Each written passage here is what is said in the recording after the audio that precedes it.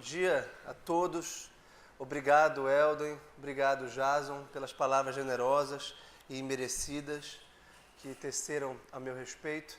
A minha é uma alegria enorme estar na UNAMA, onde eu comecei a minha carreira do magistério superior quando voltei a Belém. De fato, a UNAMA é a segunda universidade na qual eu lecionei. Infelizmente, por pouco tempo, apenas um ano, depois de ter lecionado na Faculdade de São Bento, do Rio de Janeiro. Mas foi um tempo suficiente para fazer amizades e para ter uma série de memórias afetivas e intelectuais que eu cultivo com muita alegria. Eu fico particularmente feliz com o convite que me foi feito pelo Aleph, pelo segundo ano consecutivo. Quem me conhece sabe que eu sou muito afeito às tradições e por isso acho que esse evento já é tradicional, já pelo menos para mim, e se eu for convidado todos os anos eu virei até o fim da minha existência. Então, acho que a gente já tem dois eventos, pelo menos no meu calendário acadêmico, anuais e tradicionais, que é esse evento aqui, nos meses de maio, e o nosso evento, a nossa jornada de teoria do direito, que costuma ser em outubro, lá na UFPA. Então isso é muito bom, esses momentos para mim são sempre muito felizes, porque são momentos de compartilhar e trazer para um público mais amplo uma pesquisa que nós fazemos com muito afinco sobre teoria do direito. Fico muito contente de estar do lado do Elden, a quem eu tive a honra de orientar na sua pesquisa de mestrado, que resultou num trabalho extraordinário, inspirado, entre outros autores, no Finis. Então, eu e o Elden nos inserimos numa recuperação do pensamento clássico da filosofia do direito, de origem aristotélica e tomista, isto é, com base em Aristóteles e Tomás de Aquino, mas que estamos com franca disposição de dialogar e de debater com o mundo contemporâneo no qual nós nos encontramos. E por isso temos no Finis um grande precursor, um grande modelo dessa teorização filosófica sobre os direitos humanos, sobre o direito em geral, sobre a ética atual, sobre a política atual, sobre o Estado de Direito, sobre a democracia, sobre a república, enfim, sobre todos os temas que nos importam do ponto de vista da filosofia prática, política, moral, jurídica. E como o Elden já disse, muito do que eu vou trabalhar com vocês aqui é fruto de discussões que eu tenho travado com esses meus muitos colaboradores, sem os quais o meu trabalho não seria possível, e que hoje está institucionalizado nesse grupo de pesquisa, que tem 7 grupos de estudo com os seus respectivos coordenadores, um dos quais o Elden. Então, eu de imediato deixo consignada a minha gratidão com esses meus colaboradores, principalmente porque me vali para preparar essa palestra desses resumos que nós temos feitos das obras, principalmente do resumo que o Mário Ribeiro Filho fez de alguns capítulos do livro Lei Natural e Direitos Naturais, do John Finis, e que o Felipe Rodrigues, Alana e Tiago Pittman fizeram de capítulos do segundo grande livro do Finis, o Aquino. E, da mesma forma, deixo consignado o meu agradecimento ao Felipe Rodrigues, que me trouxe alguns artigos importantes sobre esse tema que eu vou tratar hoje, que é um tema desafiador e um tema indomável no campo da filosofia do direito, porque é como mexer num vespeiro do qual despontam infinitas abelhas e assuntos correlatos, e eu vou tentar ser o mais didático possível, mas para que vocês me acompanhem, mas fiquem sabendo que é quase impossível não ser reducionista no tratamento desse tema com uma única palestra. De fato, eu preparei, isso acontece às vezes, um verdadeiro seminário que eu poderia dar aqui por várias e várias horas e dias sobre esse tema. Ou seja, a partir desse tema das leis injustas, a gente entra na questão do que é o direito, o que é a justiça, o que é o Estado, o que é o que é o bem comum, enfim. E para isso eu precisei desse auxílio, né? O tema é com base nesse filósofo chamado John Finis, ainda pouco conhecido na nossa academia, mas que, a meu ver, será um dos filósofos já é um filósofo muito influente, muito importante no mundo anglo-saxônico, mas que, a meu ver, será provavelmente um dos grandes nomes da teoria do direito no século XXI. Eu acho que o Finis é um autor do futuro, no sentido de que ele tem uma resposta muito equilibrada, muito coesa sobre os problemas que nós temos hoje em dia. Eu começaria dizendo que a grande virtude do Finis é o equilíbrio. O Finis não é um autor radical, nem afirmando uma liberdade incondicionada e nem afirmando uma autoridade incondicionada do Estado. Então é um autor que tenta pensar a autoridade política do Estado com a liberdade individual da sociedade, dos indivíduos que compõem a sociedade. E é esse equacionamento entre a autoridade do Estado e obrigação, que a gente vai descobrir moral dos indivíduos de obedecerem às leis do Estado, que torna essa teoria equilibrada. Então, no fundo, o que nós vamos tentar expor e refletir hoje de manhã é o equilíbrio entre as leis, que são produto do poder do Estado, da autoridade política do Estado, com a obrigação moral que os cidadãos têm de obedecê-las, se elas forem justas. Essa é a grande questão.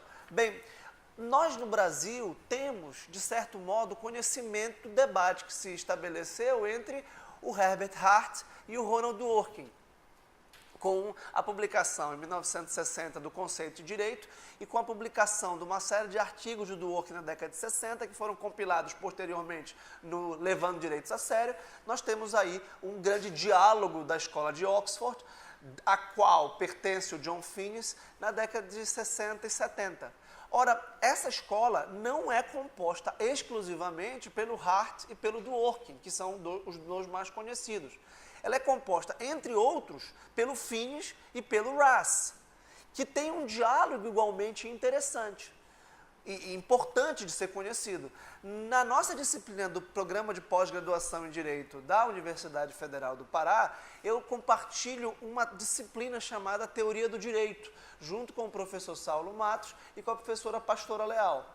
Enquanto a professora Pastora trata do Kelsen e do Alex, dois proeminentes teóricos do direito, e o professor Saulo trata do Hart e do Dworkin, a mim incumbe, ou ficou incumbido, tratar desse diálogo entre o Finis e o Ras. E o diálogo entre o Finis e o Ras, ele se dá exatamente no tema da autoridade, que é o tema da palestra. Né? Como eu desautorizo as leis.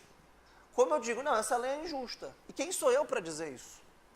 E aí a pergunta, uma vez que eu reconheço que uma lei é injusta, e aqui eu vou dar exemplo de uma lei que pode vir a ser promulgada pelo Estado brasileiro e que é ostensivamente injusta, que é a lei do direito ao aborto. É uma lei absolutamente injusta, segundo a teoria do Finis.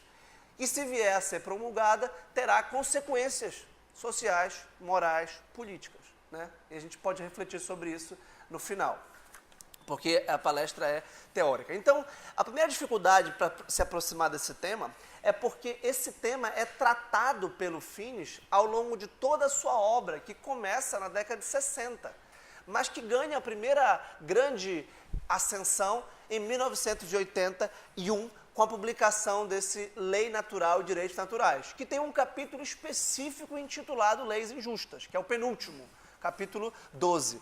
Da mesma forma, em 98, ele publica a sua segunda grande obra, que na verdade é a terceira grande obra, se a gente fosse considerar assim, chamada Aquino, que é Tomás de Aquino, o pensamento de Tomás de Aquino, no qual se revela o seu próprio pensamento, a sua própria interpretação de Tomás de Aquino, em consonância com o que ele tem feito antes, e em consonância com as preocupações contemporâneas do Finis, atuais do Estado de Direito, do positivismo jurídico, da liberdade individual, do bem comum instrumental e assim por diante. Ele também tem, exatamente no capítulo 8, subseção, que é a terceira do capítulo 8, chamada Leis Justas e Injustas, Autoridade e Obrigação.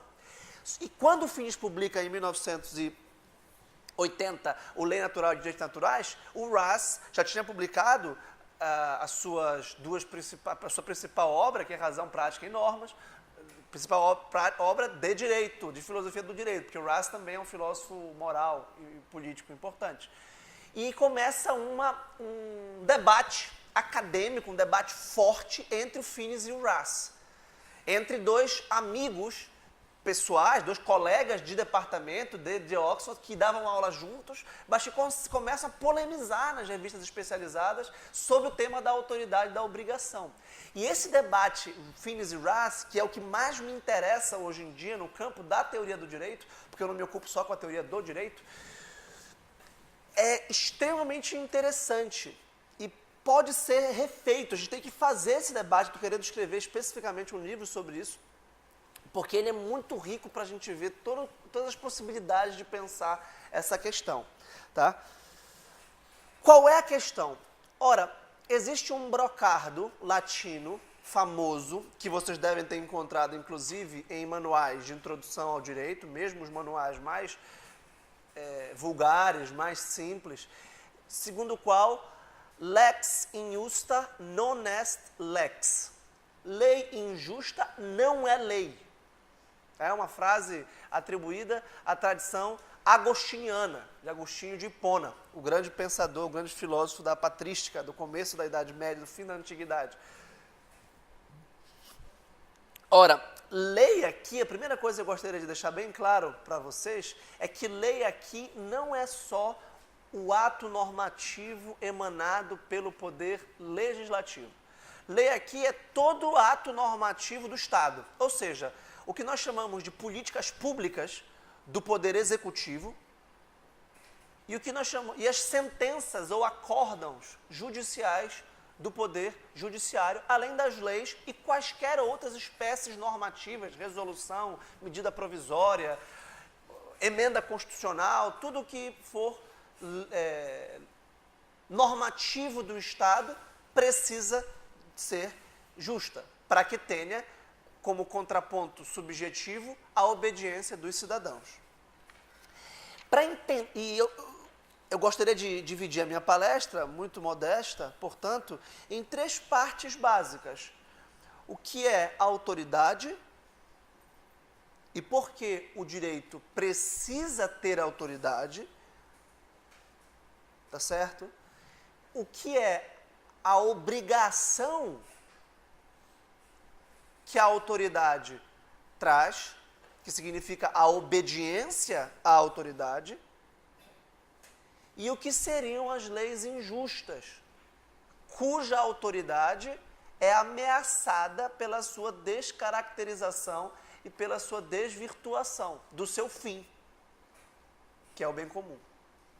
Mas para isso significa começar a debater a última ou penúltima parte da grande obra do Finis, ali pelo capítulo 9, que é o capítulo dedicado à autoridade.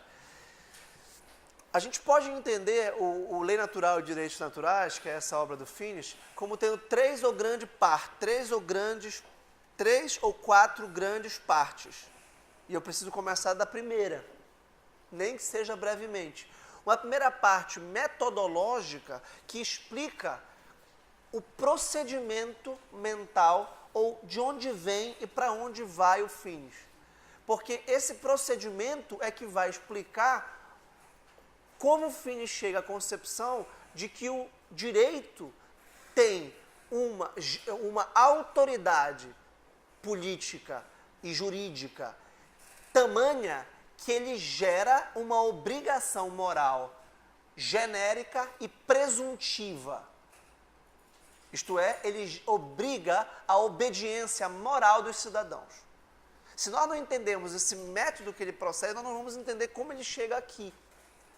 Tá certo? A segunda parte seria uma segunda parte ética, geral, sobre os bens humanos básicos, principalmente o bem humano básico da razoabilidade prática, e entre os requisitos da razoabilidade prática está o bem comum, que nos dá a terceira parte, que é sobre a sociedade, a comunidade, como nós equacionamos esses bens na sociedade e a necessidade da justiça, do direito, da autoridade, da lei. E uma quarta parte que é o fundamento metafísico e teológico dessa teoria, que é a articulação entre a natureza, a razão e Deus, na última parte da obra. Tá? Então, primeiro postulado básico da nossa palestra. No caso central, o direito é um exercício de autoridade política do Estado que gera nos cidadãos uma obrigação moral, presuntiva e genérica. Eu não vou explicar o conteúdo da sentença. Eu quero explicar apenas o começo, que é no caso central. O que significa isso? Caso central. O Finis apresenta a sua proposta como sendo uma proposta que no nível epistêmico, no nível científico, no nível intelectual, tem um ganho em relação à sua adversária, que é o positivismo jurídico. Então, a gente está falando de uma teoria jusnaturalista, uma teoria do direito natural, que é mal compreendida e que é mal vista e que é criticada e neutralizada pelo positivismo jurídico. O positivismo jurídico diz o seguinte: a teoria do direito natural é uma teoria normativa que não trata do direito como ele é na sociedade real que nós temos. O direito natural, a teoria do direito natural, é uma teoria normativa que trata de como o direito deveria ser numa sociedade ideal e hipotética das nuvens ou dessas boas intenções. Portanto, a teoria do direito natural não trata do direito tal como ele é e se dá nas sociedades. Ela não descreve o direito como está aí posto, positivado e consubstanciado na história, e no tempo, e nas sociedades. O direito natural se evade, ele foge, vai para as nuvens, digamos assim, sai da caverna, como pensava Platão, e vai para uma especulação sobre como o direito ideal seria numa sociedade justa. Ora, as sociedades não são justas. O direito não é autorizado, ou autoritativo, que é a expressão traduzida do inglês, né? O direito não gera obrigação moral, porque as leis não são justas. É um absurdo você dizer uma coisa como essa. Como é que eu tenho a obrigação moral de obedecer governantes corruptos, pessoas que fazem as leis são imorais, e que não querem o bem comum, etc, etc, etc. O Finis fala, olha, não é essa a tradição que eu estou defendendo. Nenhum autor justnaturalista vai para as nuvens. O que o autor justnaturalista faz é descrever as sociedades selecionando critérios de exemplares bem-sucedidos para a consecução da finalidade das instituições sociais, como o direito. Simples, ficou abstrato, né, a formulação. Finis é um autor um pouco abstrato e exigente, porque ele põe muitos conceitos juntos, fica muito difícil de quase que traduzir e decifrar um por um. É simples. O que faz a medicina? Vamos fazer uma analogia do direito com a medicina.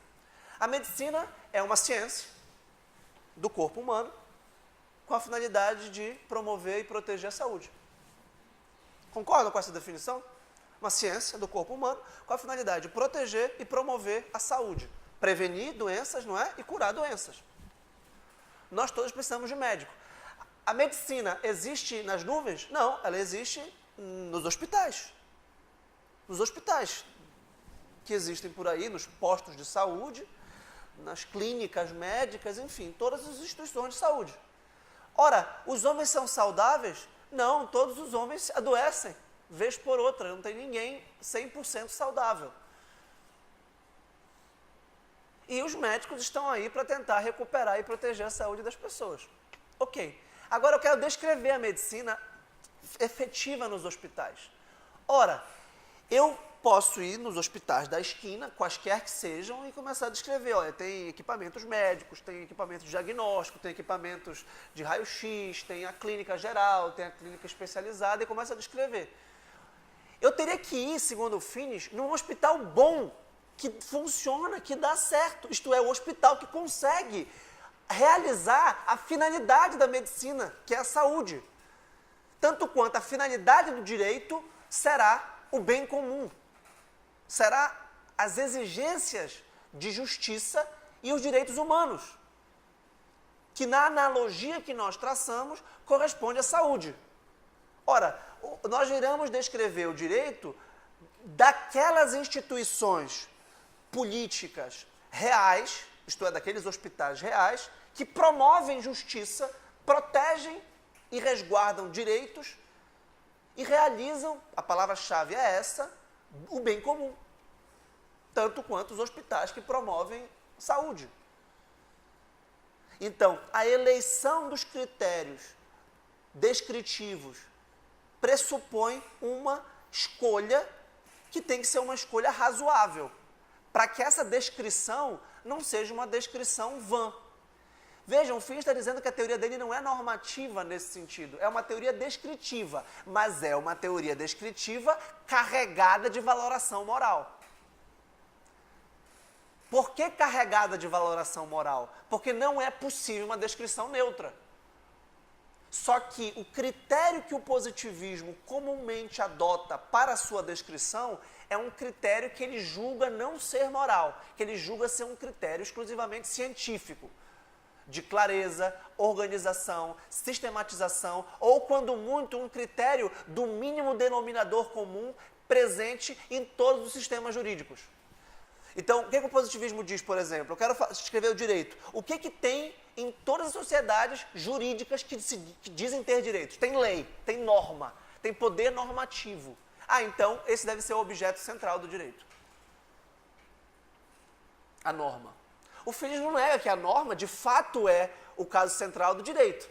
Agora, olha só, esse positivismo básico, vamos chamar assim, não ortodoxo, mas esse positivismo antigo, foi totalmente superado, ou em boa parte superado, por aquele que é o grande precursor, que eu falei ainda há pouco, da escola de Oxford, que é o mentor da escola de Oxford, que é o Herbert Hart.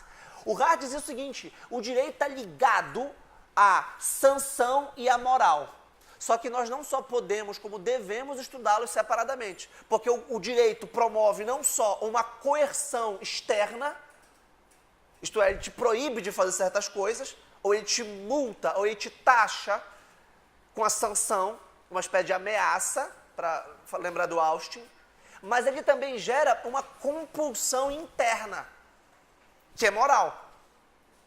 E o certo, diz o Hart, é compreender exatamente o nexo entre direito e moral. Só que para ele isso deve ser feito de forma separada e essa compreensão moral, que é a compulsão interna, não deve interferir no momento de estudar o direito.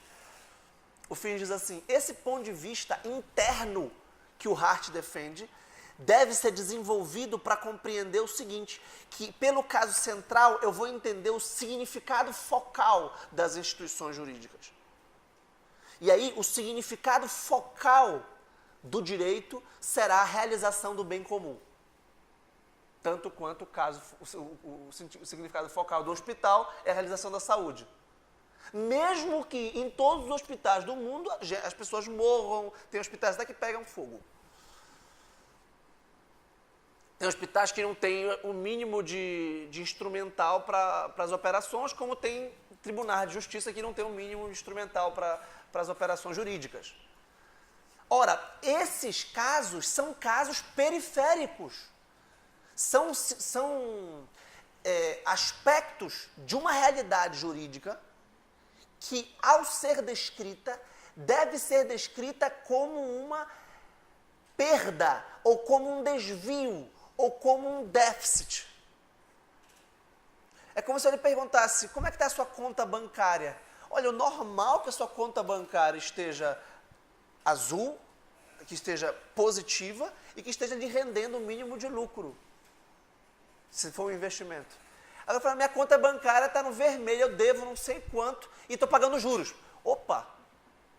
Então a sua conta bancária, ela é o oposto do que ela é boa para o banco, né?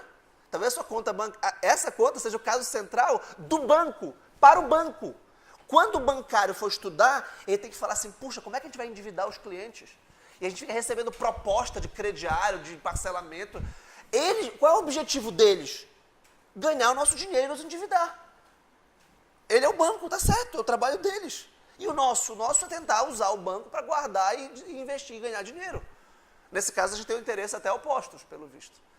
Então, quando eu for estudar do ponto de vista do bancário, ou do banqueiro melhor dizendo, que é o dono do banco, o bancário é quem trabalha no banco, É diferente de como eu for estudar como cliente do banco, como acionista. Então, para o Hart, estudar o direito é estudar o direito do ponto de vista de quem o obedece. Isto é muito importante para o Finis e para o Russ. Estudar o direito é estudar um direito legítimo, válido, normativo, vigente, que é obedecido pela sociedade. Esse é o direito. Positivo. Tá certo? Então o Finis diz assim, o direito será uma normatização da vida social como um instrumento de coordenação e cooperação para a realização de algo que nós não podemos fazer sozinhos. Nenhum de nós, que é o bem comum. Nós estamos ligados, entrelaçados na sociedade, nascemos numa sociedade, somos sociáveis, e o direito existe para resolver os nossos conflitos de interesse e as nossas possíveis incompatibilidades de vida, os nossos possíveis conflitos. Agora, para isso, vejam só, ele precisa ter uma coisa, a autoridade, para resolver os conflitos ao invés de multiplicá-los. Ao invés de perpetuá-los, ao invés de desdobrá-los. Então eu estou com um problema, uma lide, num caso qualquer. Aí eu vou para o judiciário, agora eu tenho 2 problemas. Aí eu recorro, aí agora eu tenho 3 problemas. Falei, caramba, antes eu não tivesse ido para o Estado resolver esse negócio, que só piorou. Nesse sentido, o direito é como você está com uma doença, vai para o hospital e pega uma infecção no hospital. E aí vai na farmácia e é atropelado no caminho da farmácia. E agora você estava com um problema de saúde, agora você tem 3 problemas de saúde, a infecção e o atropelamento. Então, tem algum problema nessa descrição. Ora, o que o cidadão busca do direito, no caso central, é uma orientação prática que lhe forneça uma obrigação moral. Em que sentido uma obrigação moral? Não tem sentido para o Finis que nós contraponhamos razões morais às razões jurídicas. A lei me diz para fazer assim. Não, mas a minha religião, ou a minha ética privada, ou os meus costumes me dizem para fazer assado. Aí eu vou ficar na maior dúvida a quem obedecer. Não, você tem que obedecer o que a lei diz. Você tem que obedecer o que está lá, senão a lei não é normativa, não gera obrigação moral. Agora, para que eu queira obedecer a lei, não é que eu queira, para que eu deva obedecer a lei do Estado como tendo autoridade sobre mim, eu tenho que reconhecer que ela gera uma obrigação moral em mim. E quando é que eu vou reconhecer que ela gera obrigação moral em mim? Quando ela cooperar para o bem comum. Isto é, quando ela for justa. Em outras palavras, quando ela me garantir direitos humanos compatíveis com os direitos humanos dos outros. Isto é, quando ela for uma explicitação da ordenação da razão prática do Estado. Razão prática pública, que é uma razão prática minha, e por isso eu a obedeço, mas também sua, mas também de vocês. E aí todos nós obedecemos às leis e conseguimos resolver os nossos eventuais conflitos de interesse. Tá? Então, como o direito fornece uma orientação prática moralmente significativa? Quando ele realiza o bem comum. E aí precisaria de uma outra palestra, de um outro estudo detido sobre o que é o bem comum, que é o conjunto de possibilidades de realização dos bens humanos básicos, como saúde, como que está dentro do bem humano básico da vida, como o jogo, como o que vai ser o trabalho, a sociabilidade, a amizade, o conhecimento, a religião e a razoabilidade prática. A razoabilidade prática é o nosso raciocínio moral para estabelecer um plano de vida que vai nos orientar para ver se nós vamos ter uma família, para ver se nós vamos ter uma profissão, para ver se nós vamos viajar, se nós não vamos passear, se vamos à missa, ou ao culto, ou à liturgia religiosa, que seja, que se nós vamos dormir. É isso que vai... E cada um de nós tem a livre escolha de como equacionar esses bens na sua própria vida. Por isso, fins... Isso aqui é muito importante, porque as teorias do direito natural são vistas como, às vezes, autoritárias e determinando quais são os bens humanos básicos. Não, esses bens humanos básicos estão à disposição das pessoas numa sociedade justa, para todos, sem discriminação, sem preterir por motivos discriminatórios quaisquer. Então veja como o Finis é um autor extraordinário para fundamentar a ética dos direitos humanos, estabelecendo uma igualdade e uma liberdade ordenada. Porque senão a liberdade das pessoas se torna uma inimiga da igualdade e da liberdade dos outros. Se eu disser assim, não, eu sou livre para recusar os orientandos, para difamar as pessoas, eu sou livre para ser partidário na minha atividade acadêmica, eu sou livre... Não, eu não sou livre para nada dessas coisas aqui, porque tudo isso é ilícito, a lei me proíbe discriminação, por exemplo, por motivo racial. Não, mas é que eu sou livre. Não, você não é tão livre assim. Então é necessário equacionar essas liberdades. Então, quando surgem problemas de cooperação, a minha razoabilidade prática deve ser colocada numa pauta pública.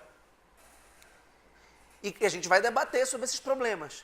E cabe ao Estado decidir, a priori no caso das leis e a posteriori no caso das sentenças judiciais. Isto é, antes ou depois dos conflitos.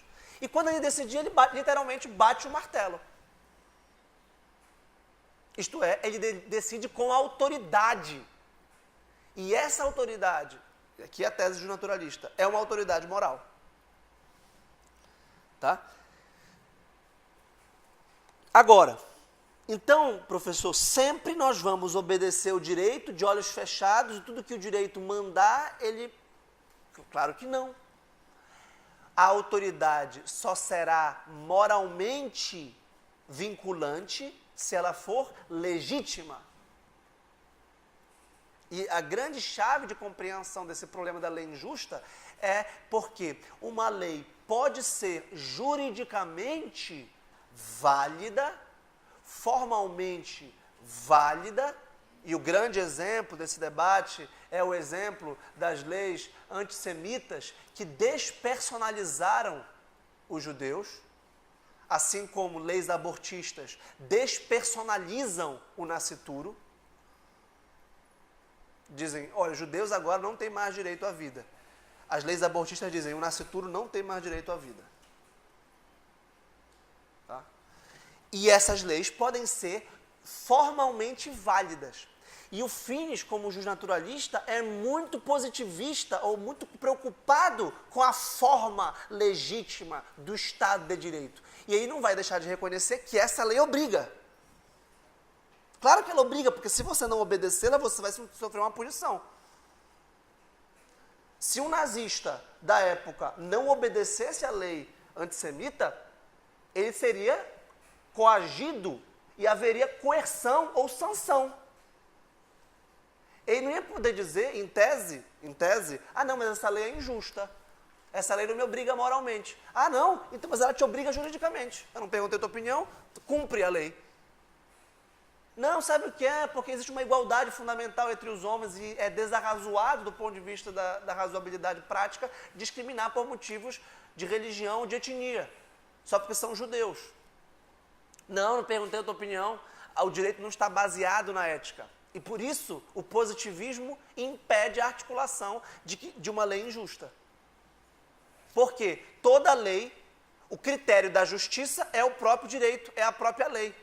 E não está fora da lei. Então, se não está fora da lei, é impossível uma lei injusta. Porque quem diz o que é a justiça é a lei. Tá? Então, vamos, assim, sintetizando, eu já sintetizei em 30 minutos o argumento e agora eu vou desdobrá-lo. O Finis é um pensador analítico que dá gosto de explicar passo a passo.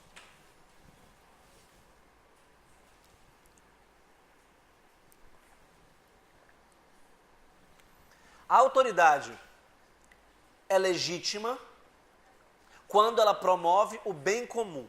O bem comum é o bem de uma comunidade perfeita ou completa. O que é uma comunidade completa, ou perfeita, ou plena? É uma comunidade global caracterizada pelas atividades coordenadas dos indivíduos, da família e da vasta rede de associações intermediárias para garantir o conjunto de condições materiais e imateriais necessárias à promoção do bem comum e, portanto, a consubstanciação dos bens básicos na vida de cada um dos membros. Então, uma comunidade perfeita ou completa é uma comunidade na qual todos os indivíduos que a compõem têm a possibilidade de realizar os bens humanos básicos como queiram, na medida da razoabilidade prática individual que realiza o plano de vida e da razoabilidade prática pública ou política, que é o que permite que os planos de vidas individuais se compaginem, se compatibilizem. Então, para fins, a comunidade completa tem dois requisitos. Primeiro, o autogoverno individual. Quem manda na minha vida? Eu. Autonomia individual. Quem manda na vida do Helden? O Helden. Ele que decide o que faz da vida dele. Agora, essas nossas autonomias, essas nossas liberdades são absolutas? Claro que não. Elas são comuns, elas pressupõem o segundo requisito, que é uma comunhão existencial. Qual é o mínimo vínculo que eu tenho com o Helden? O vínculo político. Eu posso não ter nenhum outro, tenho outros vínculos. Eu sou amigo do Helden e nós participamos de um grupo de pesquisa. Então a gente tem dois bens humanos básicos, comuns. Os bens humanos básicos são todos bens comuns porque podem ser fruídos de forma ilimitada e indefinida por todo e qualquer ser humano, ao mesmo tempo e sem exaurir. Então, quais são os bens humanos básicos que eu e o Helden temos em comum? O bem humano básico da amizade ou sociabilidade e o bem humano básico do conhecimento.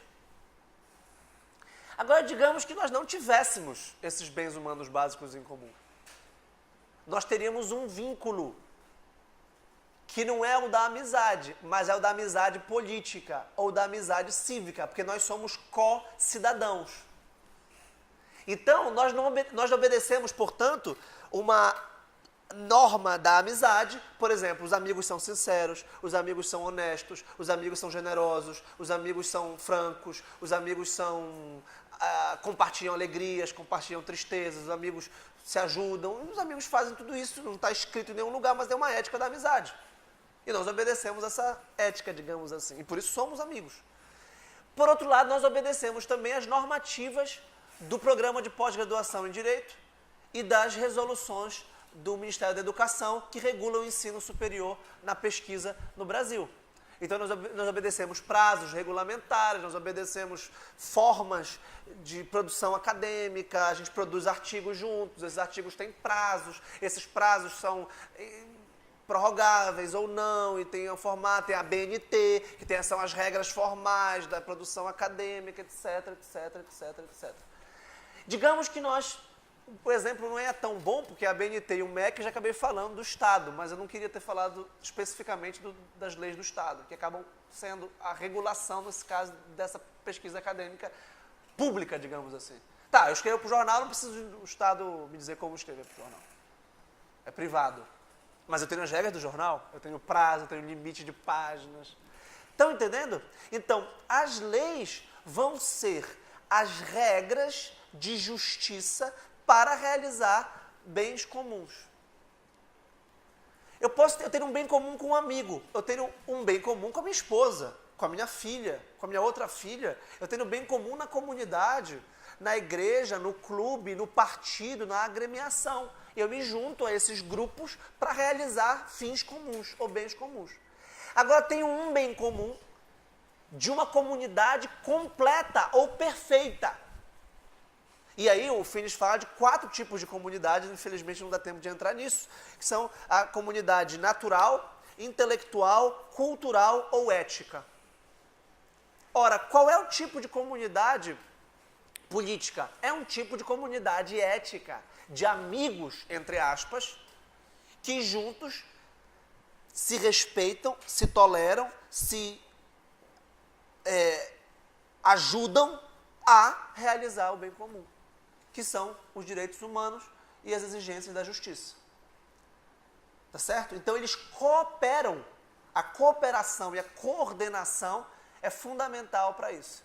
Agora, para que haja essa cooperação, precisa de autoridade. Então a comunidade é, em primeiro lugar, um conjunto de indivíduos, em segundo lugar, que colaboram. E aí você não pode dizer assim, não quero brincar. Você pode dizer, não quero mais brincar, no clube, até na família. Você pode dizer, não quero, desculpa, eu estou saindo, vou me mudar. Agora, você não pode chegar com o Estado brasileiro e falar assim, estou fora. Pode? Claro que não. Você não pode chegar com a sua carteira de identidade e falar assim, estou devolvendo aqui com a certidão de nascimento e falar assim, Estado, não quero mais ser cidadão brasileiro. Você pode fazer isso? Você pode renunciar à nacionalidade? Não, isso não é possível. Você está costurado, você está vinculado. E por isso eu acho que o filho está querendo ser autoritário. Mas não tem nada de autoritário nisso. Isso é uma descrição de um fato. Você está vinculado à sociedade brasileira. Quer você goste, quer você não goste. Quer você queira, você não queira. Aí se você quiser mudar de país e tiver a possibilidade de trabalhar ou ter algum tipo de nacionalidade por família, por, enfim, como quer que seja, e mudar de nação, você até pode. Aí você vai ter outra nacionalidade. E lá você vai obedecer a regra de lá, que você pode achar mais justa.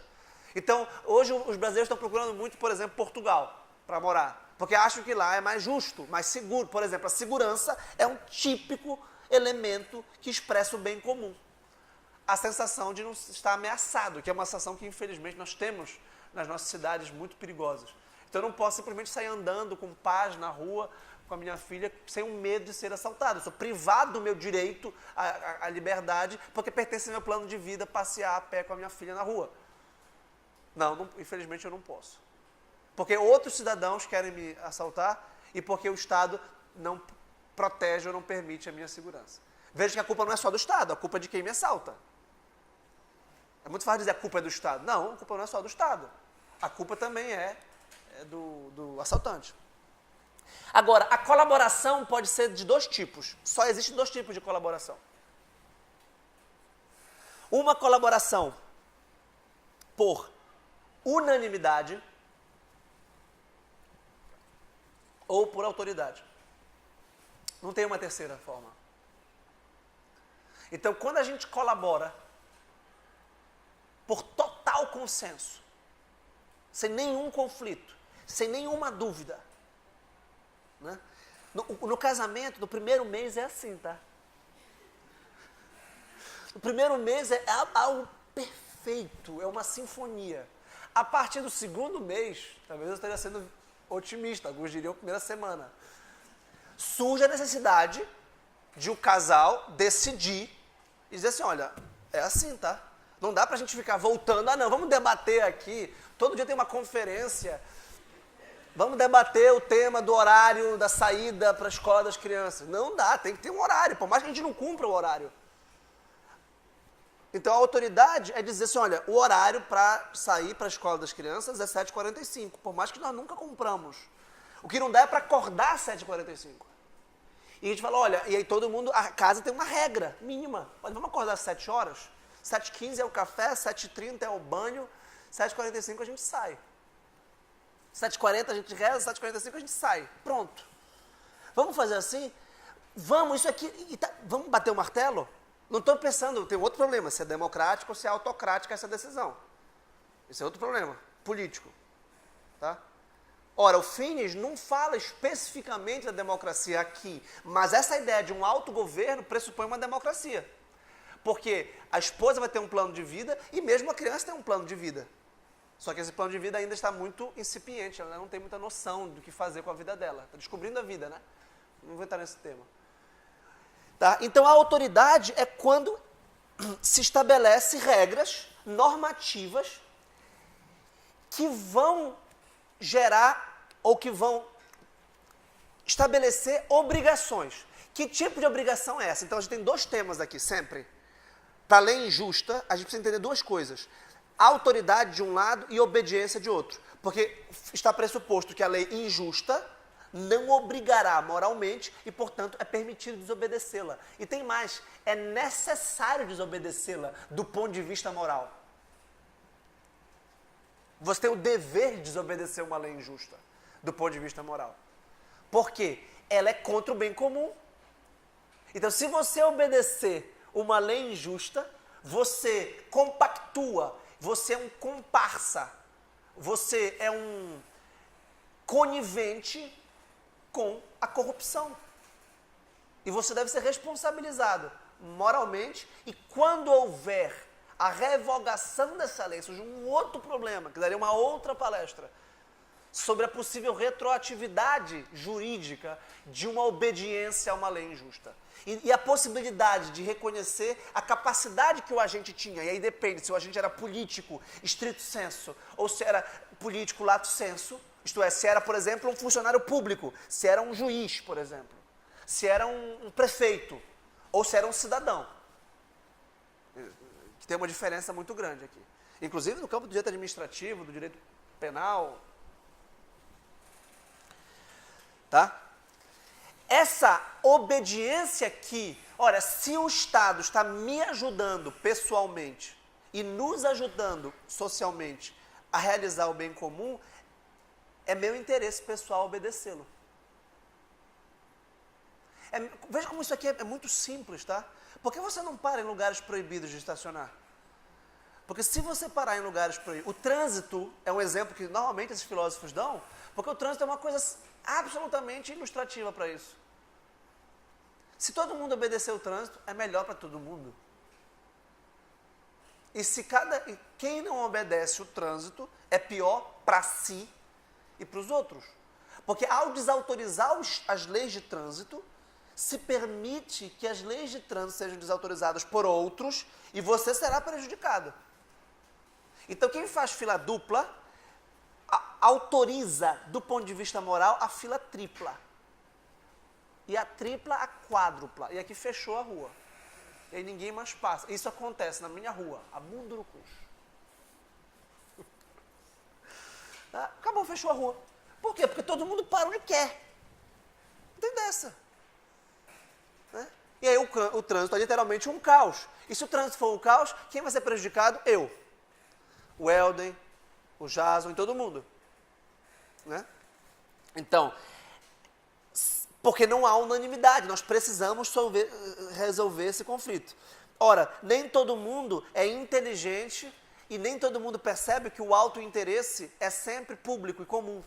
Por isso, como há pessoas egoístas, insensatas e irracionais, o Estado vai fornecer razões para a ação pública, para a ação política, que são razões excludentes. E aqui surge o conceito de autoridade do Finis. E o conceito de autoridade do Finis é muito baseado ou vinculado a esse conceito do RAZ. R-A-Z. O plano da palestra com todas as referências estará disponível no portal Dialético, que é o meu site, em uma semana aproximadamente. A palestra é toda estruturada, dá para vocês acompanharem depois também com o plano, fica mais fácil, eu espero. Razão excludente é uma razão que é preemptiva ou preemptória porque ela suspende o balanço de razões morais. Ela obriga, porque ela cancela a especulação prudencial de porque sim, porque não, mas tem aquilo outro, mas pode ser que sim, mas... Que é o cálculo moral que nós fazemos sopesando razões pró e contra numa atitude prudencial, pesando literalmente, proporcionalmente, pesos morais. Então, olha, vale a pena acordar cedo para estudar, para ir para uma palestra, ter um café da manhã, que é aniversário da minha sogra, então tem a minha esposa, e eu vou começando, e no final eu tomo uma decisão moral.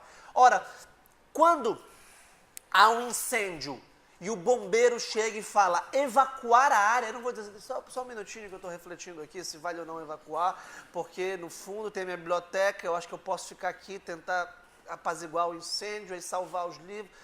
O bombeiro chega com autoridade política e fala assim, você vai sair correndo ou você vai, ou vou ter que, é por bem ou por mal? Como eu falo diariamente para minha filha. Tomar banho, por bem ou por mal? E ela, que é filósofa, desde pequena, perguntou, o que é o mal?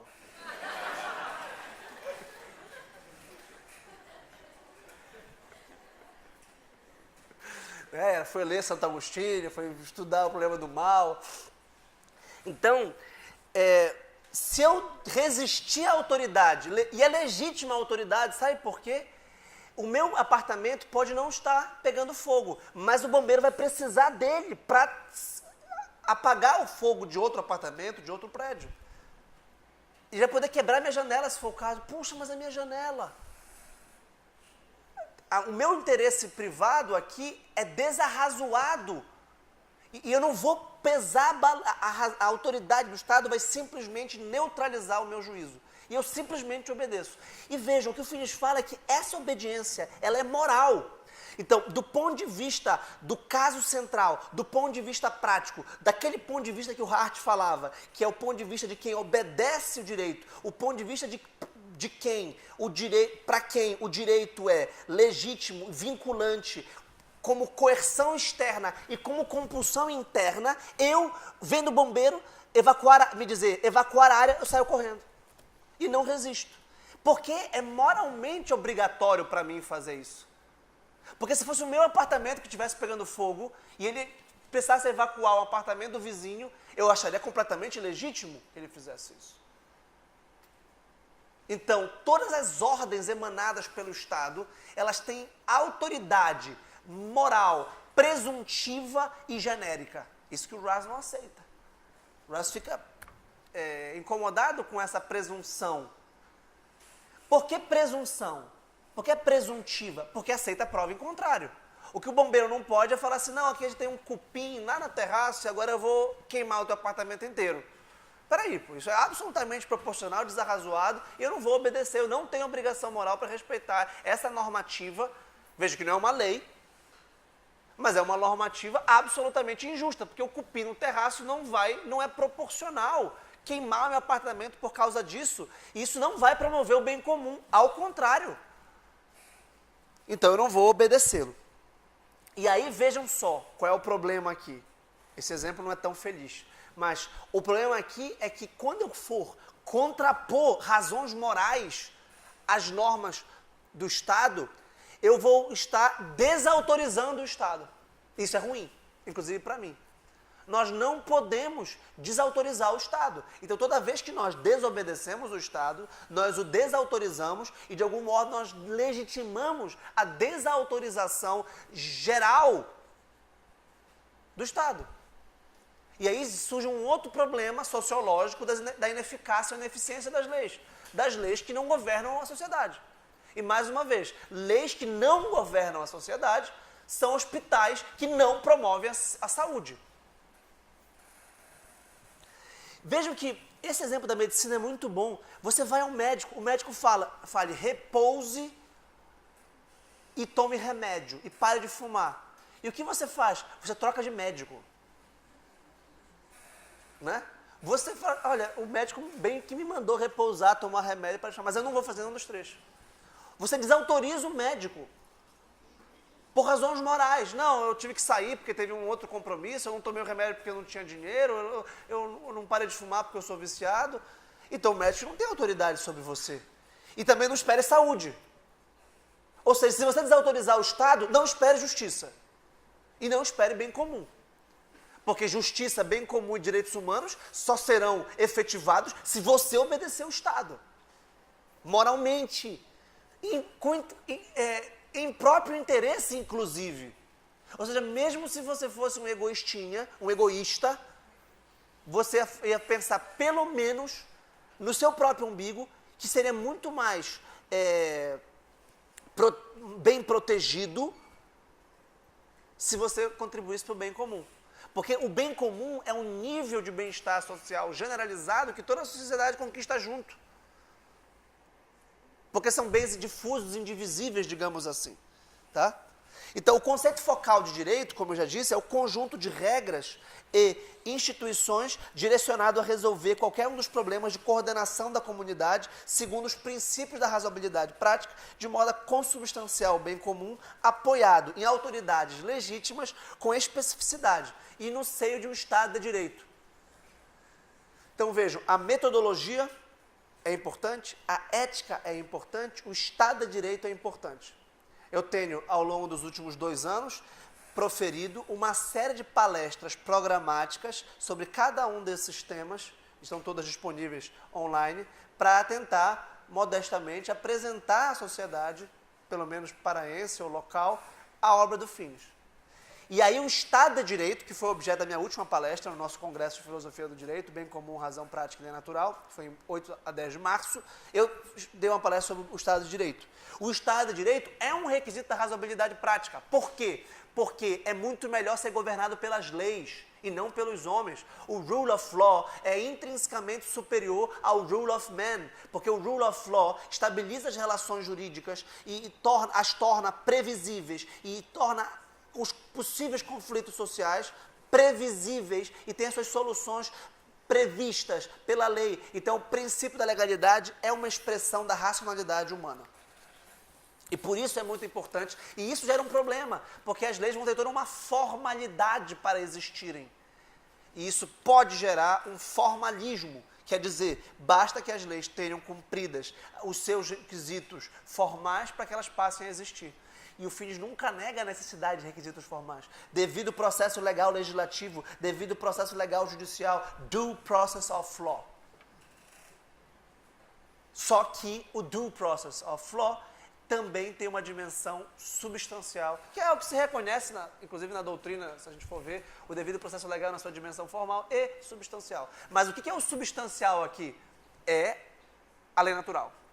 E o que é a lei natural? É a lei revelada por Deus? Não. A lei natural são os requisitos da razão prática, que se volta a realizar bens. E entre esses bens, eu só posso realizar esses bens individuais, como a vida, a educação, a amizade, o lazer, o jogo, se eu tiver condições para tanto. E essas condições são o bem comum. Sintetizando o argumento da autoridade. A autoridade é necessária porque ela fixa as condições do bem comum.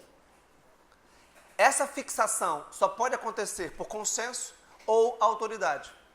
Consenso unânime, o que é utópico e impossível, ainda mais numa sociedade complexa e pluralista como a nossa, ou por autoridade. Essa autoridade é a afirmação de razões excludentes que cancelam preemptivamente o sopesamento prudencial de razões morais em nome de um poder que gera, se desobedecido, sanções e coerção, e se obedecido a integração moral da razão prática do Estado. Como assim a integração moral da razão prática do Estado? Eu obedeço moralmente e gera uma obrigação moral. Tá? Então, autoridade política, obrigação moral. Todos têm um dever de contribuir para o bem comum. E esse dever é moral. E quando a gente diz assim, parece que a gente está pensando num Estado totalitário, num Estado autoritário, organicista, que vai fagocitar ou vai simplesmente afogar o indivíduo no todo, como se fosse um coletivismo. Não tem nada disso, porque o bem comum não é o bem coletivo, não é... O Daniel Sarmento, que é um constitucionalista, tem um capítulo, interesses públicos e interesses privados, versus interesses privados. E ele trata... Ele não menciona tanto o justnaturalismo, mas o comunitarismo, e trata o republicanismo em geral, é uma defesa liberal, igualitária, dos direitos individuais, das liberdades individuais, contra argumentos de bem comum e bem-estar geral. E ele tem razão, porque se o Estado fosse usar a sua autoridade para a consecução de um bem coletivo ou de um bem-estar geral que não fosse o bem de todos os indivíduos, ele seria autoritário. Mas não é isso que o fim está dizendo. Para que você possa ter um plano de vida razoável e desenvolver os bens comuns conforme você queira e você possa, deve haver um bem comum que lhe dê essas condições. A gente chegando à conclusão, quase ao fim, ainda falta 2 partes básicas. Então, o que é a lei? Se nós já entendemos o que é a autoridade e nós já entendemos o que é a obrigação, falta ver o instrumento que liga os dois, que é a lei. A lei expressa a autoridade que gera a obrigação moral para a justiça. Se tiver faltando algum desses elementos, nós estamos diante de um caso periférico, que é a nossa realidade. Não só brasileira, mas qualquer realidade. Casos periféricos que se afastam do caso central por carecerem de algum desses elementos constitutivos. É o nosso corpo humano, na analogia da medicina que nós dissemos ainda há pouco. Nenhum corpo humano é perfeito. Porque o corpo humano perfeito teriam todos os órgãos, todas as partes funcionando perfeitamente. Se você tem alguma parte do seu corpo humano que não funciona perfeitamente, seja lá qual for, você não é um caso central de corpo humano. Mas os médicos, ao descreverem o corpo humano, descrevem os casos centrais, a partir dos quais eles podem aferir a proximidade ou a distância relativa dos casos periféricos. Então, a lei é um dos principais instrumentos normativos do Estado, que tem autoridade legítima na medida em que promove e protege o bem comum, as exigências da justiça, os direitos humanos e os bens básicos do florescimento humano. Sempre que eu estiver lendo, é diretamente do Lei Natural e Direitos Naturais. Então, a definição de lei do finis tem 4 elementos. A forma, a fonte, o destinatário e a finalidade. A gente precisa chegar no 4, porque chegando no 4, que é a justiça, a finalidade da justiça, a gente, se não tiver a justiça, cai por terra o resto. Tá, a forma. Qual é a forma da lei? São regras obrigatórias estipulando uma forma de vida ou permitindo formas de vida, no plural, com base em sanções. Regras obrigatórias estipulando ações, formas de vida, com base em sanções. Tá? A fonte da lei é a autoridade do Estado. Estamos falando de leis estatais, leis políticas. Os destinatários são os indivíduos de uma comunidade completa ou perfeita. Eu já expliquei o que é comunidade completa e perfeita. E a finalidade, o bem comum. Então, o direito é um instrumento da justiça e do bem comum. E, portanto, essa obrigação não é só jurídica, ela é uma obrigação moral também. Chegamos à pergunta final. Quando a lei será injusta? Primeira pergunta. E a segunda, o que fazer diante da lei injusta? Ora, a lei pode ser injusta por 4 motivos. De 4 modos a lei pode ser injusta. Primeiro, ela pode ser injusta pela sua intenção. Isto é, ela busca fins diversos do bem comum. Por exemplo, quando a autoridade é invocada para interesses privados. Uma lei que atribui privilégios a grupos ou facções ou a um governante. Muito comum. Né? Desvio de finalidade, como se diz no direito administrativo e constitucional. A lei pode ser injusta pela autoria, que é a extrapolação dos limites dos poderes. Abuso de autoridade, na linguagem jurídica brasileira. Quando a sua autoridade é invocada para estabelecer uma autoridade abusiva do ponto de vista distributivo ou do ponto de vista comutativo. Do ponto de vista da forma, que é o principal elemento do positivismo em geral. É quando a lei é injusta, quando se desrespeitam os procedimentos inerentes ao due process of law, ao devido processo legal, que é o que, como eu expliquei, garante a estabilidade e a previsibilidade, que são requisitos da razoabilidade prática. Né? Se nós não tivermos o mínimo de previsibilidade e de noção de como resolver os conflitos sociais que vão surgir dos nossos planos de vida eventualmente conflitantes, nós não temos razoabilidade prática. Agora, o mais importante é o vício da substância, que é um vício do exemplo que eu vou dar do direito à vida. a lei é injusta por um motivo de injustiça comutativa ou distributiva. É quando sua autoridade é invocada para violar a justiça distributiva, que é aquela pela qual a comunidade dá a cada particular o que lhe é devido, o que lhe pertence, ou comutativa, quando um particular dá ao outro particular o que lhe é devido. Isto é, quando a autoridade da lei é invocada para não tratar os sujeitos com igual consideração. Para não tratar os sujeitos com igual consideração. Bem, se uma lei for injusta, ela perde a sua obrigatoriedade moral, mas ela preserva a sua autoridade jurídica. E aqui surge um primeiro erro central, um erro básico desse problema. É que você não pode alegar a injustiça de uma lei se você não tiver um critério objetivo e não pessoal ou subjetivo para feri-la. Porque senão todo mundo vai declarar todas as leis injustas. Senão, se fosse assim, a teoria não seria séria, porque a teoria estaria estabelecendo uma espécie de controle de justiça ou de constitucionalidade para todos os cidadãos. Ora, só quem pode fazer controle de constitucionalidade das leis, que é a Corte Constitucional, o Supremo Tribunal Federal, ele só pode fazer isso porque ele é autorizado pela própria Constituição a fazer isso. Então, um Estado de Direito que dá esta prerrogativa à Corte Constitucional, e não ao cidadão. Você não pode dizer, não, eu não estou obedecendo essa lei porque ela é inconstitucional. Você não tem autoridade para fazer isso. Agora, quando o Estado promove uma lei que é injusta do ponto de vista da razão prática, objetiva, e por isso é necessário entender, para entender essa política do Finis, é ter que entender a ética do Finis. E essa ética é baseada na objetividade moral dos bens humanos básicos. E essa objetividade moral dos bens humanos básicos não é uma objetividade de uma autoridade que não seja a da própria razão humana.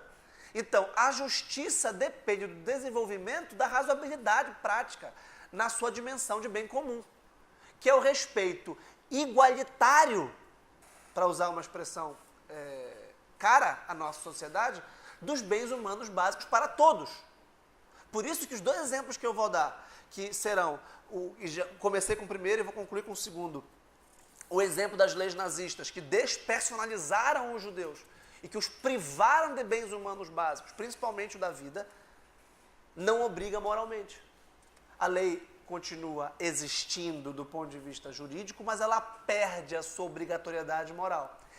E esse conflito típico de uma tragédia, para lembrar a inauguração dessa reflexão, por exemplo, no caso da Antígona de Sófocles, que explora exatamente essa problemática.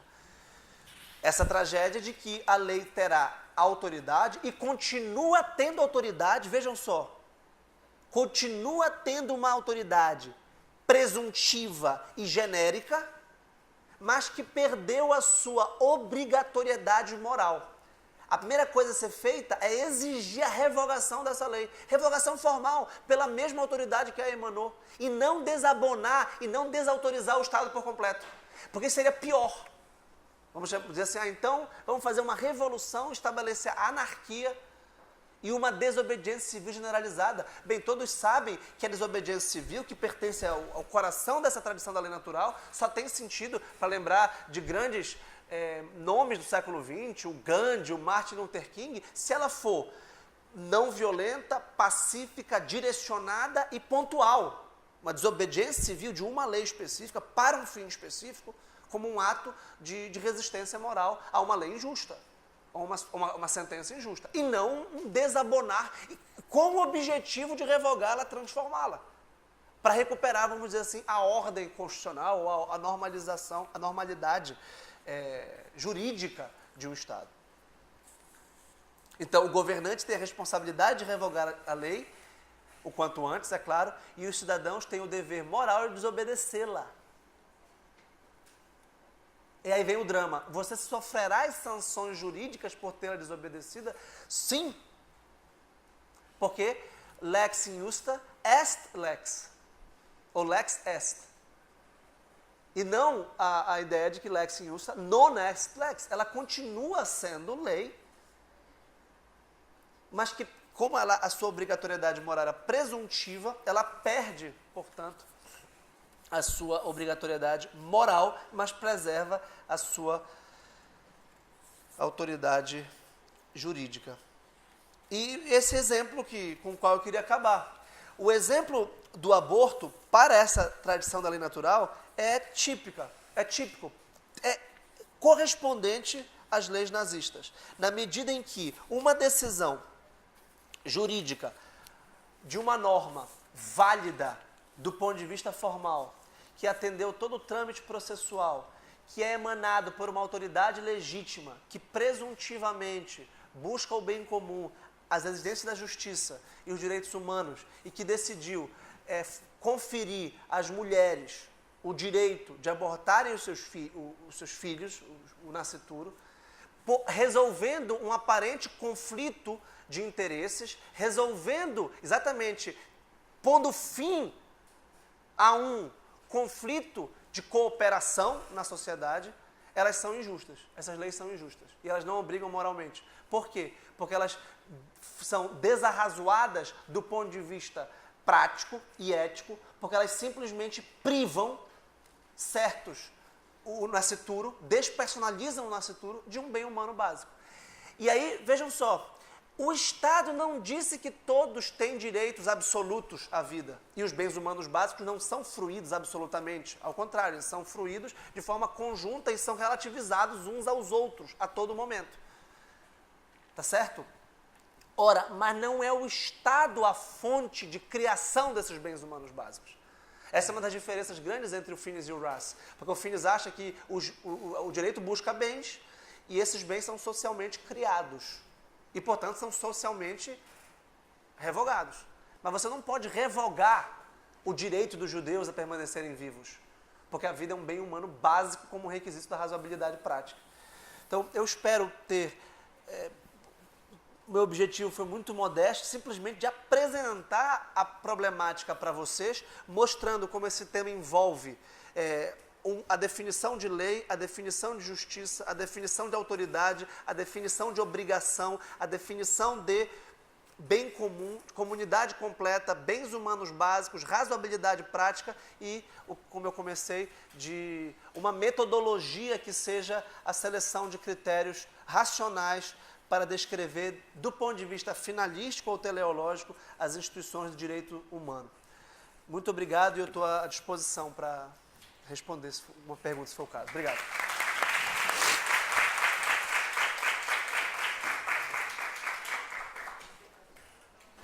Obrigado, professor Vitor, pela exposição.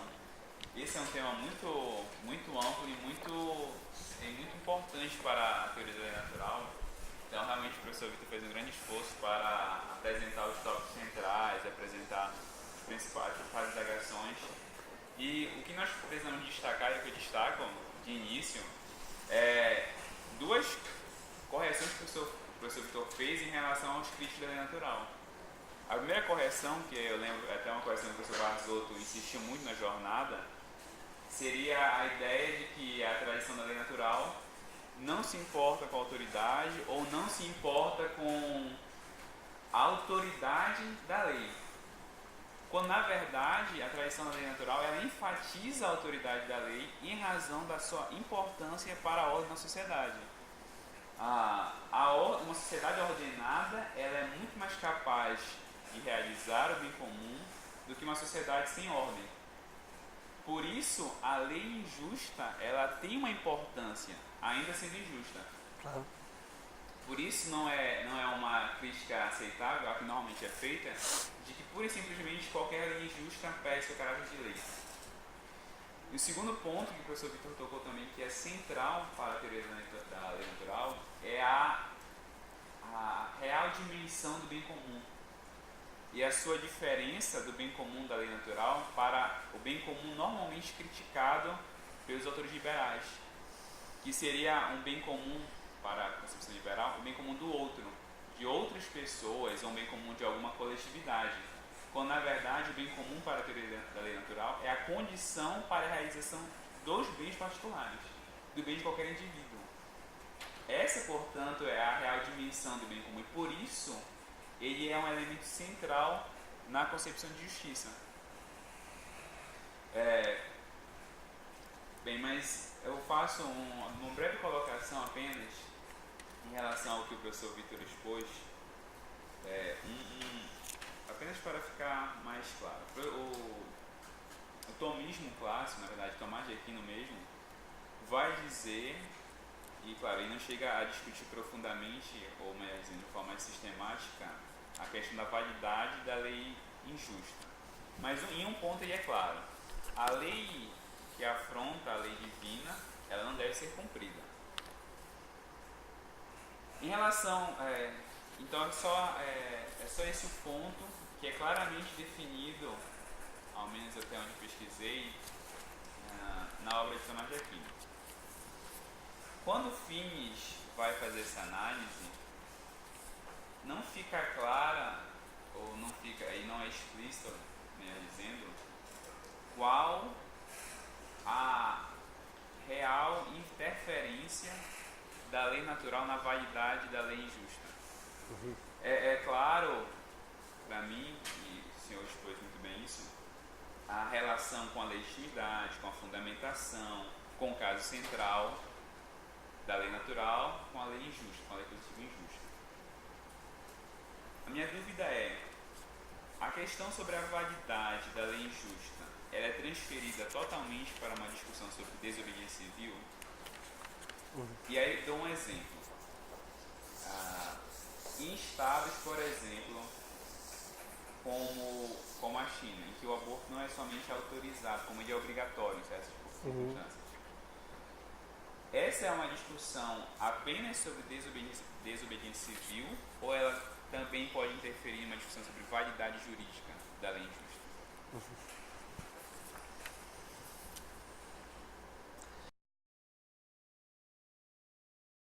Se houver outras perguntas do público, eu posso tentar comentá-las em conjunto, para não nos estendermos muito. Existe alguma outra pergunta? Pois não. O Jason vai.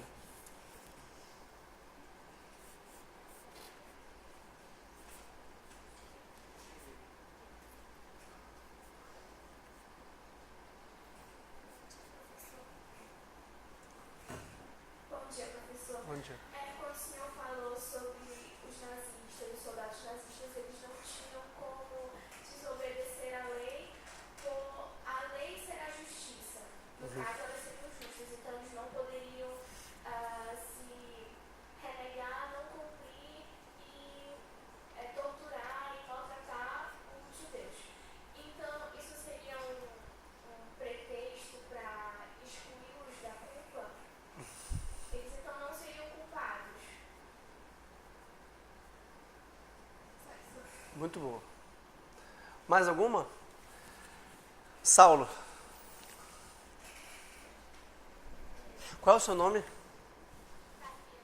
Thalia. Vitor, eu peguei o Salve. final da tua palestra e já parabenizo pela clareza do que foi apresentado. E aí eu tenho duas dúvidas. Uma tem relação com a minha próxima palestra aqui, depois de vocês. Até que ponto a identificação dos bens humanos básicos é uma questão intuicionista, é uma intuição. Essa é uma crítica do Kant a toda tentativa da tradição da lei natural de reconhecer bens humanos do ponto de vista moral, não político, do ponto de vista moral. Até que ponto você, quando está identificando bens humanos básicos a partir, talvez, de um caso central, ou talvez de um sistema que seja coerente entre si, você não está identificando nessa lista, de maneira intuitiva e por razões contextuais e históricas, determinados bens humanos, que podem ser úteis do ponto de vista político, não nego, até para a avaliação de leis, mas que do ponto de vista moral não são necessários, como Kant diria. Primeira dúvida.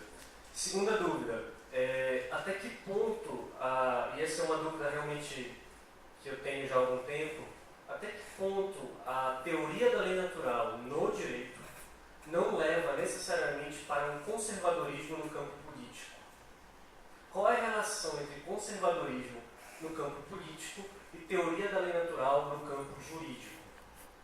E essa é uma pergunta, não é clara e ingênua. O Dworkin, né, com quem eu estudo muito, diz que toda teoria do direito tem um pano de fundo normativo. Esse pano de fundo normativo é, de certa forma, político. Dworkin diz que o direito é um conceito político.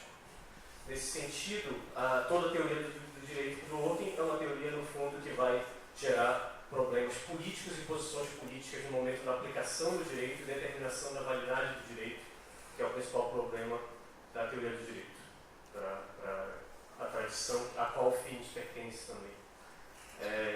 Então, até que ponto há uma relação? Eu poderia, por exemplo, ser um marxista e, ao mesmo tempo, adotar a teoria da lei natural? Seria a minha dúvida. Obrigado.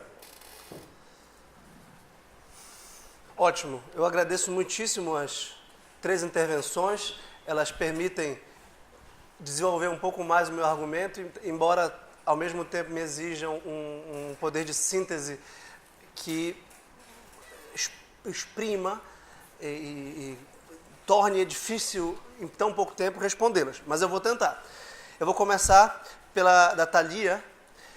Exatamente, Thalia. E aí tem a pergunta dela foi: o fato de haver uma autoridade que tem uma legitimidade genérica e presuntiva, a qual me obriga, inclusive do ponto de vista moral, a cumprir uma lei que a minha consciência acusa ser injusta, ou que parece ostensivamente injusta, me deslegitimaria de culpa. Exatamente.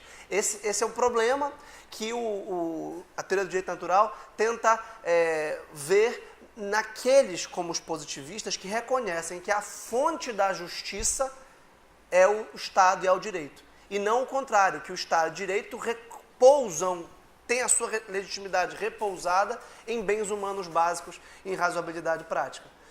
Porque se eu tenho razoabilidade prática e acesso moral, não intuicionista, como eu vou responder daqui a pouco, não é um acesso nem religioso, nem tradicional, por isso não conservador, nem religioso, por isso não teológico, mas eu tenho um acesso moral pela razoabilidade prática a esses bens, e eu percebo que despersonalizar judeus, violentar judeus, matar judeus, ou nascituros, é intrinsecamente mal, é um mala in se. Matar nascituros, matar judeus, é algo que a minha razoabilidade prática me denuncia como sendo intrinsecamente errado. E é claro que o Saulo levanta uma objeção radical. O multiculturalismo relativista dirá que a minha consciência só acusa a maldade em si de sacrificar nascituros aos judeus por causa de um contexto histórico, social, tradicional, e que eu aprendi assim socialmente. Porque indígenas praticam infanticídio sem nenhum ressentimento moral. E talvez nazistas tenham praticado o Holocausto sem nenhum ressentimento moral. E esse é um problema que a gente vai enfrentar. Mas a sua intuição está certa, a sua hipótese está certa. Isso os desresponsabilizaria. E eu recomendo muito o estudo da Hannah Arendt, o Eichmann em Jerusalém. É um relato jornalístico do julgamento de um homem que aparentemente era um burocrata sem consciência moral. Não estava obedecendo regras. Né? Elden, desobediência civil não é a única forma, não é a única resposta, não é a única questão. Porque, como eu disse ainda há pouco, a desobediência civil é uma ação política consciente, pontual, pacífica, com um fim jurídico. O que o Martin Luther King queria? A anarquia dos Estados Unidos? Não, ele queria a revogação das leis injustas. Então ele está reconhecendo, do ponto de vista da razoabilidade prática, a necessidade de uma autoridade política que seja legítima e que me obrigue moralmente. I have a dream, eu tenho um sonho de obedecer moralmente uma lei justa. Então, a desobediência civil, ela tem primeiro que há vários tipos de desobediência civil. A gente pode fazer uma outra palestra sobre isso.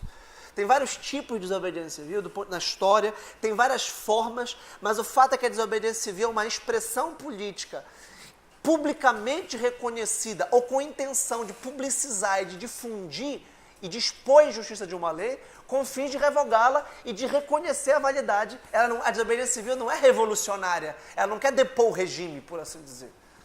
Né? Então, nem sempre o problema da lei injusta se volta a esse objetivo. Segundo, todo debate da lei injusta é um debate sobre a validade jurídica, sim. Porque a validade jurídica, ela só existe se ela gerar obediência moral. E ela só gera obediência moral se o direito promover o bem comum. Isto é, se ele promover e proteger direitos humanos e bens humanos básicos. Tá? O exemplo da China é muito bom porque nos leva diretamente à segunda pergunta do Saulo. Eu vou deixar a primeira sobre a intuição e a ressalva kantiana a esse problema por fim, que é mais difícil, mais filosófica. Mas vamos lá, estamos na China, em que o Estado não só permite, mas exige uma lei intrinsecamente injusta que despersonaliza o nascituro, que priva o nascituro de um bem humano básico, que é a lei do aborto. O que fazer nesse caso? Desobedecer moralmente. Ah, mas eu sofrerei sanções por causa disso. Aí vem uma questão difícil, que a autoridade moral, o meu dever moral de promover o bem humano básico, irá desautorizar o Estado. Como eu estava explicando, a autoridade são razões preemptivas que excluem o balanço prudencial de razões morais. Ela suspende o juízo moral. Mas nesse caso, você vai afirmar a autoridade moral sobre a autoridade jurídica. Você não obedece, mesmo que cumpra sanções. Aí os Finis diz, os cidadãos têm o dever moral de desobedecê-las, os funcionários públicos têm o dever jurídico de desobedecê-la. Isso aqui é interessante. Porque eles são obrigados a promover o bem comum, e eles teriam a obrigação, portanto, mas sofrerão sanções. Tá? Esses são casos de leis que ele chama de intrinsecamente injustas ou absolutamente injustas. A grande maioria de leis injustas devem ser obedecidas, mesmo assim, para não desautorizar o Estado. Porque a desautorização do Estado é pior para o bem comum do que uma injustiça pontual. Olha, todo Estado vai ter leis justas e injustas. Todo juiz vai promover sentenças e tribunais acórdãos justos e injustos. Você não pode... o Finis fala de uma seamless web, que é uma teia ou uma rede inconsútil. Você não pode comprar parte da cidadania. Não, eu obedeço o Código Penal, menos aquele artigo ali. Eu gosto do Código Civil, mas tem um artigo ali que não cabe muito bem na minha experiência, eu não obedeço. Isso não existe. Você tem que comprar o pacote todo porque a comunidade é completa, por assim dizer. É o ônus. Agora, o ônus social de obedecer às leis gera um bônus, que é o bem comum. Tá? Ora, pergunta do Saulo é muito interessante sobre a corrente política do conservadorismo que surge na Inglaterra no século XVIII, depois da Revolução Francesa, com Edmund Burke. Conservadorismo anglo-saxônico moderno, como corrente política de que disse o Saulo. O Dworkin até era um debate na década de 60, exatamente entre republicanos e democráticos, em que o conservadorismo retoma com toda a força nos Estados Unidos e que os liberais da New Left, da nova esquerda, começam a perceber que uma série de argumentações que são tipicamente localizadas e históricas de uma tradição específica que é a cristã, não pode sobrepujar, não pode amassar ou acachapar uma sociedade liberal que não é obrigada a aderir à tradição cristã. E que, portanto, o conservadorismo estava generalizando, do ponto de vista jurídico e político, elementos que são particulares.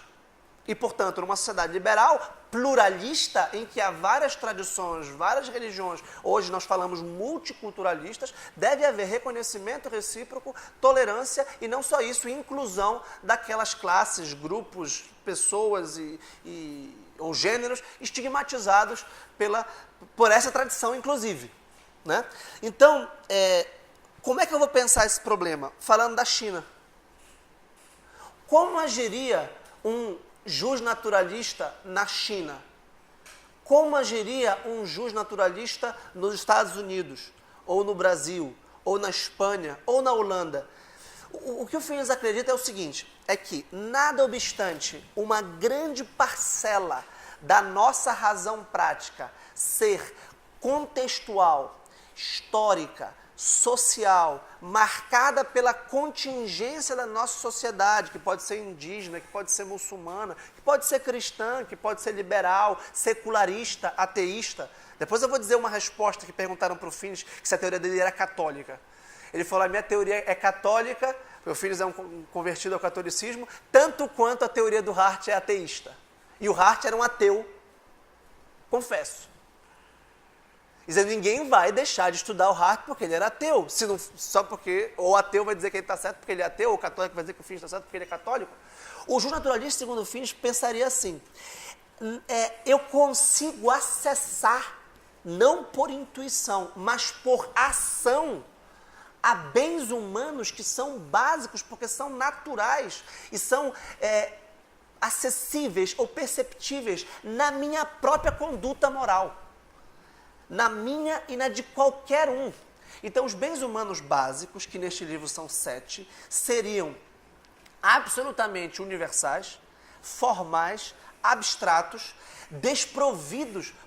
Porque essa teoria não é conservadora? Porque ele não está dizendo especificamente como é a saúde que será promovida. Se é uma saúde química ou se é uma saúde de ervas naturais. Ele não está dizendo que tipo de jogo, se é xadrez, dama, tênis, que tipo de conhecimento, se é conhecimento científico ocidental, se é um conhecimento cabalístico, se é um conhecimento mágico. Ele não está dizendo que tipo de religião, se é uma religião panteísta, monoteísta, politeísta, se é uma religião... Ele não está dizendo que tipo de amizade, se é uma amizade profunda entre dois homens. O que Saulo se torna um dilema para a teoria da lei natural quando é acusada de conservadorismo, e o Stephen Macedo fez isso até mais do que o Dworkin, é quando ele coloca o matrimônio conjugal, homem e mulher, como um bem humano básico que integra e do qual depende o bem comum. E os liberais em geral vão dizer que essa composição homem e mulher ela é histórica e relativa. Como bem básico. Não seria básico. E aí tem toda a réplica, a gente também pode fazer um debate sobre isso, porque tanto quanto com Raz na década de 70, o Finis fez um debate com o Stephen Macedo, né? Ele tem um texto famoso do Stephen Macedo que é a velha moral conservadora da nova teoria da lei natural, dizendo que a lei natural apenas seria uma ideologia de uma tradição conservadora. Por que não? Porque, em tese, a razoabilidade prática, na sua ação específica, ela encontra como fim intrínseco às suas ações determinados bens que, segundo o Finis, são universais, como eu expliquei, pré-morais e são acessíveis à razão. Então, não dependeria da tradição. Agora, um modo concreto e contingente, como os indivíduos e como as sociedades vão compaginar e vão equacionar esses bens, é que é histórico e social. Aí sim, e aí a consequência pode ser ou revolucionária na China, porque na China a gente vai ter que fazer revolução cultural contra o aborto, na Arábia Saudita a gente vai ter que ter uma revolução social contra uma religião misógina, uma religião que reconhece a inferioridade da mulher, ou uma revolução vamos dizer assim, na Turquia, ou na Síria, contra a xenofobia.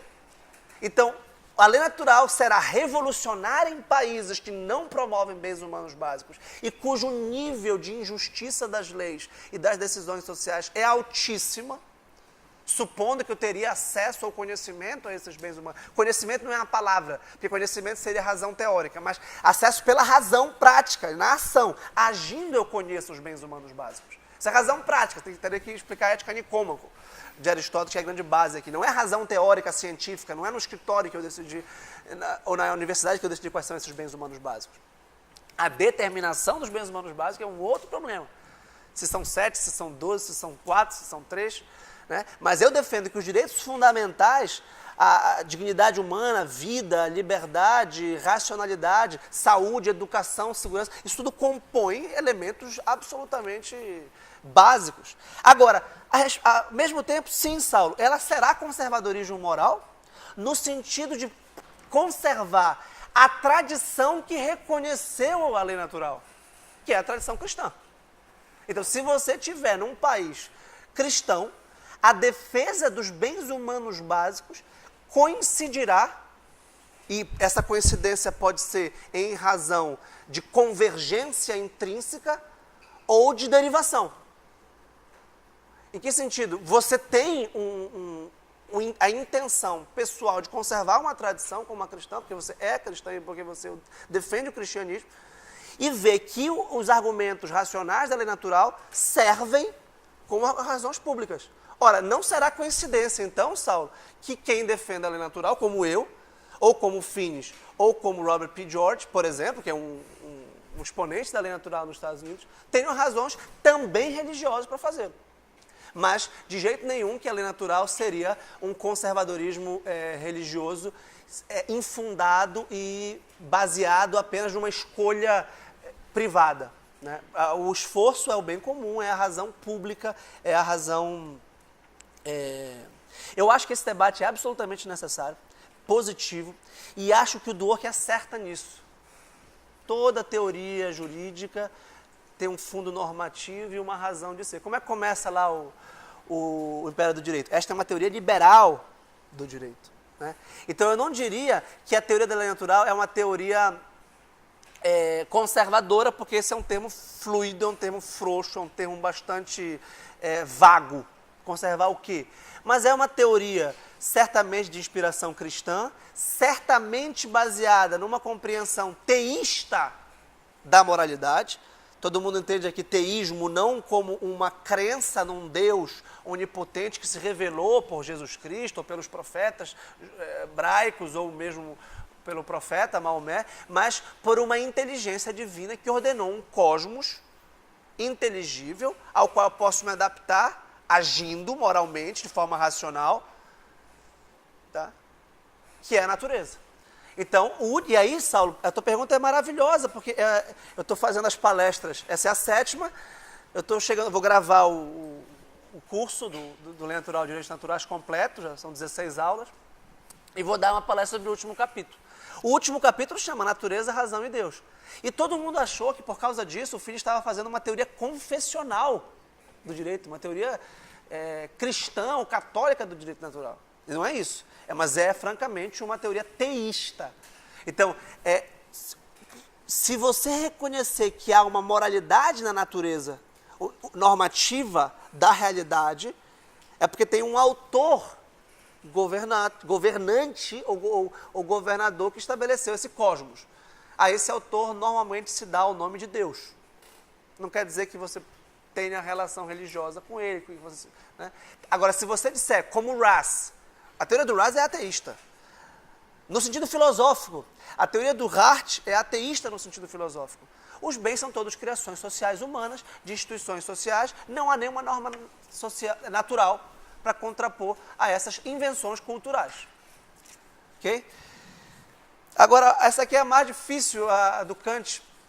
Eu não vou me estender muito, eu precisaria até de mais, não só tempo, mas mais estudo mesmo para dizer, mas eu diria que não entra na reserva kantiana a impossibilidade de fundar a moral pela intuição, porque não se trata de uma intuição.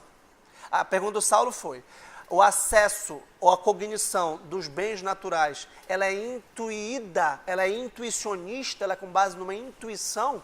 A resposta é não. Como é que você descobre esses bens humanos básicos? Agindo. Não é nem pensando, é agindo. Agindo performaticamente, você percebe que existem esses bens humanos básicos. De modo que tentar refutar, é impossível refutá-los sem antes os comprovar. É impossível tentar refutar que a vida seja um bem humano básico, porque para refutar que a vida é um bem humano básico, você precisa estar vivo. É impossível dizer que o conhecimento não é um bem humano básico, porque você precisaria formular intelectualmente, minimamente, a linguagem de que o conhecimento não é um bem humano básico e se estudar por causa do conhecimento. Você teria que dizer isso para outra pessoa, então existe um mínimo de sociabilidade. Você reconhece na ação moral que certas práticas sociais se dão pelo simples fato de que elas são valiosas em si mesmas, que você joga. E basta você sair vivendo por aí. Tem uma parte muito interessante do primeiro item do capítulo sobre a comprovação empírica. Me diga uma sociedade que não joga. Me diga uma sociedade que não tem regulação sexual do matrimônio, que não tem educação das crianças. Me diga uma sociedade que não tem religião. Me diga uma sociedade que não tem conservação e busca do conhecimento. Agora, que tipo de conhecimento? Que tipo de educação? Que tipo de saúde? Que tipo de proteção à vida? Agora, como uma sociedade pode existir se não proteger a vida? De quem quer que seja. Pode ser a vida de poucos, dos bem-nascidos, dos aristocratas, do filho do rei, não sei. E você pode dizer, olha, proteger a vida do filho do rei e permitir a vida do escravo, do servo, é injusto. Sabe por quê? Porque a razoabilidade prática, que é um dos bens humanos básicos, nos franqueia a ideia de que há uma dignidade universal e que igual consideração e respeito por todos. Estão entendendo? Então, você consegue, agindo, chegar a essas verdades morais objetivas e aí o problema político será equacioná-las. Obrigado.